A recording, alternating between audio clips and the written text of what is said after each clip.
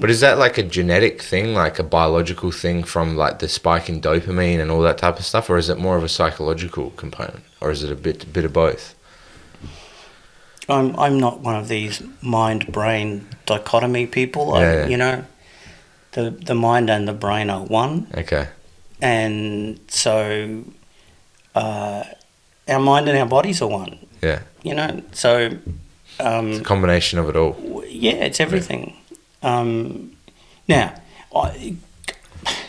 people get sick, people get, you know, they get all sorts of things. There are so many different reasons that... Because you're trying to bring everything together on the day to compete. Yeah. Did you have to... How much weight did you have to lose? I didn't have to lose anything on the day. 95? But no, it was under 99. I lost a bit of weight over the 2-3 weeks prior, but like I was pretty comfortably within the weight on the morning. Yeah. I felt really good. Like I have no like physical ailments or issues or health issues that stopped me from competing. I thought I competed actually really well. I think like people started to actually see a more natural version of me, of like what I actually do in the gym with, like, you know, I just can capitalize on things almost intuitively on like scenarios. Like there's a submission there, I can just jump on it and catch it. Yeah.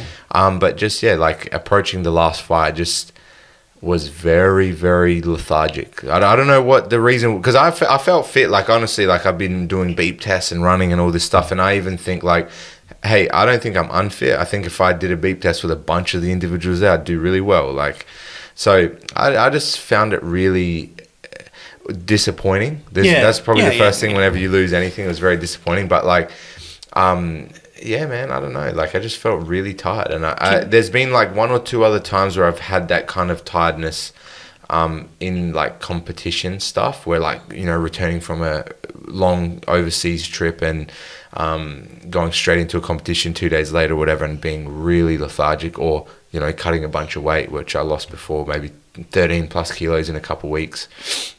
Same thing, you get there and you feel good like mentally, but the moment you high five and go, your body's not responding to how you're thinking. So it can't crank up. Yeah, I wouldn't overthink it. Honestly, I think you know, competitors have on days and off days. Yeah. And if it was a pattern, if you had a couple of fights like that, then I'd be, you know, needs thinking about. But a one-off like that, particularly after day one which was pretty impressive. You know, you're back to doing flying.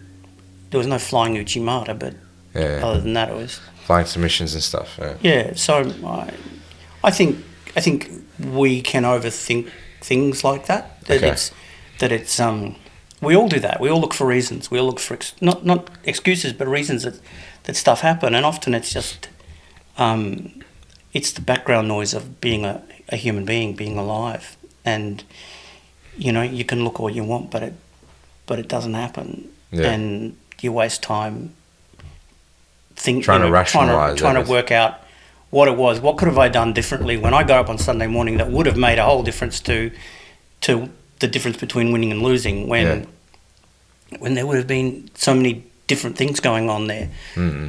I mean, the fact, you know, even if I just think about it, when was the last time that you had to go 8 minutes in a fight, in a hard fight?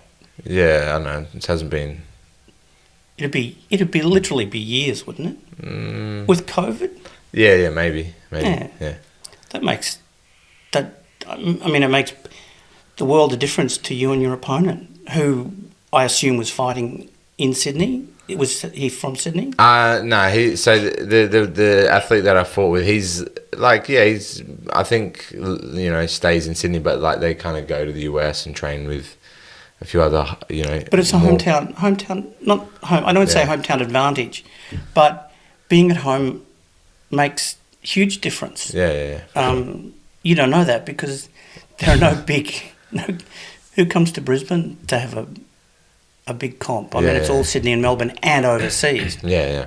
And I think that's, you know, in rugby union, 4 to 6 points playing at home. So I've never thought about it in terms of BJJ or grappling, but it's got to be significant. Yeah. Just No, I'd agree with that. Sleeping in your own bed. Yeah, sleeping in your own bed, like having the same people around you, waking up in the same routine and stuff. It definitely makes an effect. Like you're saying, that's probably the best examples to use is, NRL or rugby union or even AFL. Like when people play at home, they do way better. Naturally, it's hard to beat teams at home. You know what I mean? It's on the road is when most people lose, and there's a lot of data behind all that too. So there are actual numbers. Yeah, you're right. And it applies even to even to suburban rugby union teams. Yeah. Souths play at Souths, they do better. Yeah.